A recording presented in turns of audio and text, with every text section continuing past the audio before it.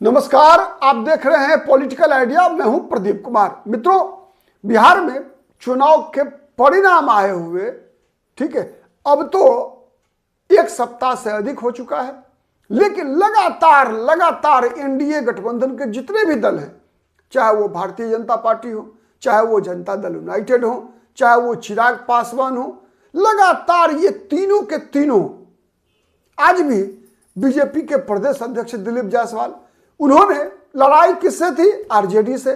CM का उम्मीदवार कौन? तेजस्वी यादव। और हार का ठीकरा, मतलब ये जो महागठबंधन की हार हुई है, एनडीए को जीत मिली है, उसका ठीकरा किस पर फोड़ रहे? राहुल गांधी पर। जैसे कि राहुल गांधी का मुकाबला नीतीश कुमार से हो रहा हो, या फिर ये प्रधानमंत्री का चुनाव हो, लोकसभा का चुनाव हो रहा हो जिसमें नरेंद्र मोदी की जीत हुई हो और राहुल गांधी की हार हुई हो, तो लगातार चाहे वो बीजेपी के दिलीप जायसवाल हो या जनता दल यूनाइटेड के नीरज कुमार, जो प्रदेश के मुख्य प्रवक्ता हैं नीरज कुमार, लगातार राहुल गांधी के बारे में कि राहुल गांधी ने वोट चोरी और इस प्रकार का नैरेटिव बनाया जिस कारण से राहुल गांधी ने हरवा दिया तेजस्वी यादव को, ये नैरेटिव बनाने का प्रयास किया जा रहा है। ठीक है, और किस कारण से कांग्रेस के उम्मीदवार हारे बताने की जरूरत नहीं है। मैंने कई पहले भी बताया कि कांग्रेस ने 61 सीट पर चुनाव लड़ी, 61 में 12 सीट पर तो शुरुआत से ही महागठबंधन के ही दल आरजेडी, मैंने छोड़ दीजिए एनडीए का मुकाबला, आरजेडी तो कांग्रेस से लड़ रही थी भाई। आरजेडी के इशारे पर सीपीआई सीपीएम ने कांग्रेस के 12 उम्मीदवारों के खिलाफ अपने उम्मीदवार उतार दिए थे, जिसमें से 3 उम्मीदवार को तो कांग्रेस ने वापस ले लिया, जबकि आरजेडी ने, सीपीआई ने, सीपीएम आईएमएल ने एक भी सीट पर अपने उम्मीदवार को वापस नहीं लिया। सच्चाई है ये। यहां तक कि एक नई पार्टी आईआईपी, जो जिसके नेता आईपी गुप्ता, जो सहरसा से एकमात्र विधानसभा सीट जीत कर आए, 3 उम्मीदवार लड़े इनके, ये आईआईपी का भी उम्मीदवार खड़ा करवा दिया गया तेजस्वी यादव के द्वारा। कहां? तो बेलदौर, खगड़िया जिला के बेलदौर विधानसभा सीट पर, जहां पन्ना लाल सिंह पटेल जेडीयू के उम्मीदवार लगातार जीतते आ रहे हैं चुनाव, कई चुनाव लगातार जीता है उन्होंने। उनके खिलाफ जब कांग्रेस का उम्मीदवार चुनावी मैदान में था तो आईआईपी से भी उम्मीदवार खड़ा करवा दिया गया। तो कांग्रेस को हराने के लिए भी महागठबंधन साजिश कर रही थी। मुख्यमंत्री पद की लड़ाई तेजस्वी यादव और नीतीश कुमार में थी। ठीक है, तो राहुल गांधी कैसे हरा देंगे भाई? ये एनडीए की जीत अगर बिहार में हुई, भाजपा जदयू की जीत हुई, चिराग पासवान की जीत हुई, इसमें सबसे बड़ी भूमिका किस चीज की थी? मैंने कई बार बताया है, चुनाव आयोग के साथ जो सेटिंग हुआ, जिस प्रकार से जीविका दीदियों का इस्तेमाल हुआ, मतदाता सत्यापन का काम जीविका दीदियों को दे दिया गया, जीविका दीदियों के पॉकेट में 10-10 हजार रुपया नीतीश कुमार ने डाल दिया। अंतिम समय में, चुनाव के अंतिम मौके पर पेंशन की राशि बढ़ा दी गई, 400 से 1100 कर दिया गया, 125 यूनिट बिजली फ्री 4 महीने से कर दिया गया। तो वोट खरीदने का मामला था एक। दूसरा, पहले दिन से ही कांग्रेस का मानना था कि तेजस्वी यादव यदि नीतीश कुमार के सामने उम्मीदवार बन के आएंगे तो नीतीश कुमार की जीत जाएंगे। उसके बावजूद तेजस्वी यादव को जबरदस्ती बनवाया गया मुख्यमंत्री पद का उम्मीदवार, डिप्टी सीएम का उम्मीदवार घोषित हो गया। तो इसीलिए मुस्लिम वोट कटा महागठबंधन से। एआईएमआईएम को मुसलमानों ने वोट दिया। क्यों दिया? क्या कहकर दिया? क्या कहकर ओवैसी ने मुसलमानों का वोट लिया? सीधा है ना, ओवैसी ने यही ना मुसलमानों को समझाया कि भाई 14% यादव का मुख्यमंत्री, 3% सहनी का डिप्टी सीएम और 18% मुसलमान का, क्या दरी बिछाएगा मुसलमान? यही बात ओवैसी ने यही नैरेटिव चलाया ना, और वो नैरेटिव हिट किया, सफल रहा। तो गलती कहां राहुल गांधी की? दरअसल एनडीए एक सोची समझी रणनीति के तहत, चाहे वो भारतीय जनता पार्टी हो, चाहे वो जदयू हो, चाहे वो लोक जनशक्ति पार्टी रामविलास पासवान के नेता चिराग पासवान हो, ये सब के सब एक सोची समझी रणनीति के तहत राहुल गांधी का नाम लेकर अपनी आगे की राजनीति करना चाहते हैं, क्योंकि बिहार के बाहर की जो राजनीति होनी है वो तेजस्वी यादव के नाम पर तो होगी नहीं। तेजस्वी यादव की बिहार में भी तो अब तेजस्वी यादव का घंटा बज रहा है, मतलब मुसलमान छोड़ने को तैयार, यादव के अलावे और जातियां छोड़ दी। ठीक है, साहनी, मुकेश साहनी को धोखा दिया तो मलाह समाज, निषाद समाज जो है तेजस्वी यादव को छोड़ दिया। दलित पहले ही यादव लोगों से डर कर जो है आरजेडी को वोट देना बंद कर दिया है। आईपी गुप्ता भले ही आ गए महागठबंधन के साथ, लेकिन क्या पान ताती तत्वा समाज जो कमजोर वर्ग के लोग हैं वो भी क्या तेजस्वी यादव पे भरोसा करते हैं? तो जवाब है नहीं। मुकेश सहनी के जाति के लोग क्या तेजस्वी यादव पर भरोसा करते हैं? जवाब है नहीं। क्यों?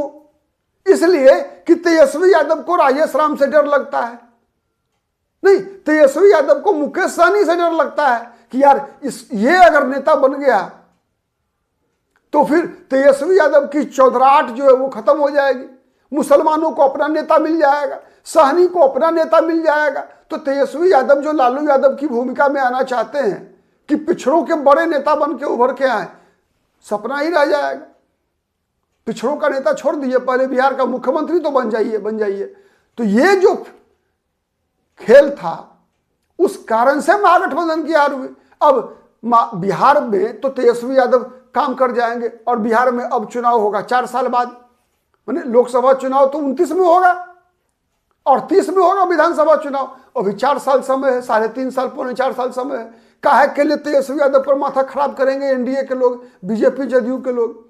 तो नाम लेते हैं राहुल गांधी का, राहुल गांधी का नाम लेकर राहुल गांधी को निशाना बनाकर बंगाल में चुनाव लड़ सकते हैं, उत्तर प्रदेश में चुनाव लड़ेंगे। तो चूंकि बीजेपी तो एक चुनावी मशीन बन चुकी है, तो एक सोची समझी रणनीति है राहुल गांधी पर निशाना साधना, और साथ ही राहुल गांधी के नाम पर वोटों का ध्रुवीकरण कराना इनके लिए ज्यादा आसान हो जाता है। ठीक है, क्योंकि आरजेडी का प्रेजेंस तो बिहार के बाहर है ही नहीं। एकमात्र दल कांग्रेसी है जो बीजेपी के सामने राष्ट्रीय राजनीतिक दल है, और आज ये ऐसी नौबत आ गई है। लेकिन बल्कि एक समय था जब बीजेपी केवल उत्तर भारत की पार्टी मानी जाती थी, एकमात्र कांग्रेस पार्टी जिसका आज भी आप कह सकते हैं कि एक पूरे देश के अंदर जो भी कम या ज्यादा अगर ताकत का किसी पार्टी की है, राष्ट्रव्यापी कोई पार्टी है तो कांग्रेस पार्टी है। हाँ ठीक है कि इधर सिकुड़ी है कांग्रेस, इसमें कोई दो मत नहीं है, क्योंकि कई कांग्रेस के लोगों ने ही सत्ता में रहना ही अपना नैसर्गिक अधिकार समझ लिया। जनता के मुद्दों पर जनता के बीच संघर्ष से मतलब नहीं रहा, केवल सत्ता सुख चाहिए। गांधी नेहरू परिवार के नाम पर केवल सत्ता सुख मिलना चाहिए, तो केवल परिक्रमा के सहारे ही सत्ता में बने रहने का कि जो आदत जिन कांग्रेसियों को लग गई थी, जो कांग्रेसी सड़क पर संघर्ष नहीं कर सकते, वैसे ही लोग मूल रूप से कारण है बीजेपी की चुनाव मशीन बनकर चुनाव पर चुनाव जीतते जाने की और कांग्रेस की लगातार पराजय का। राहुल गांधी ने कई बार बोला है लेकिन कार्रवाई करते नहीं। कई बार कहा है राहुल गांधी ने कि लंगड़ा घोड़ा माने रेस का घोड़ा और बारात के घोड़े के बीच अंतर राहुल गांधी ने बताया है, लेकिन रेस के घोड़े को राहुल गांधी लेकर आते नहीं। राहुल गांधी को तो सबसे पहले करना चाहिए कि सचिन पायलट जैसे लोगों को सीधा लेकर आना चाहिए दिल्ली केंद्र की राजनीति में। तो कई प्रॉमिसिंग चेहरा कांग्रेस को छोड़कर मित्रों इसलिए चले गए कि कांग्रेस ने बारात के घोड़ों को रेस का घोड़ा बना दिया। इसीलिए कई रेस के घोड़े ने कांग्रेस छोड़ दी। मैंने पहले भी कहा है एक बार।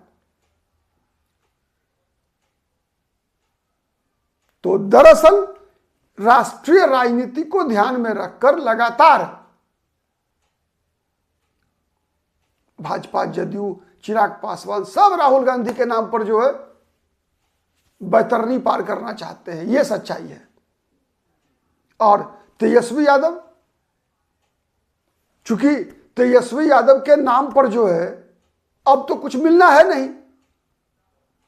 और दूसरा एक और विषय, जहां कहीं भी एनडीए को चुनौती मिलनी है, आज मिले कल मिले, ये एनडीए को पता है, बीजेपी को पता है, चुनौती जब कभी भी मिलेगी, चाहे वो केंद्र में मिले या राज्यों में भी मिले, तभी मिलेगी जब चुनौती देने की ताकत कांग्रेस के हाथ में होगी।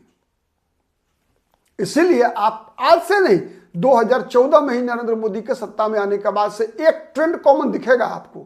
क्या दिखेगा? कि चुनाव चाहे पंचायत का हो, चाहे म्यूनिसिपैलिटी का हो, चाहे वो राष्ट्रपति के उम्मीदवार राष्ट्रपति पद के लिए हो।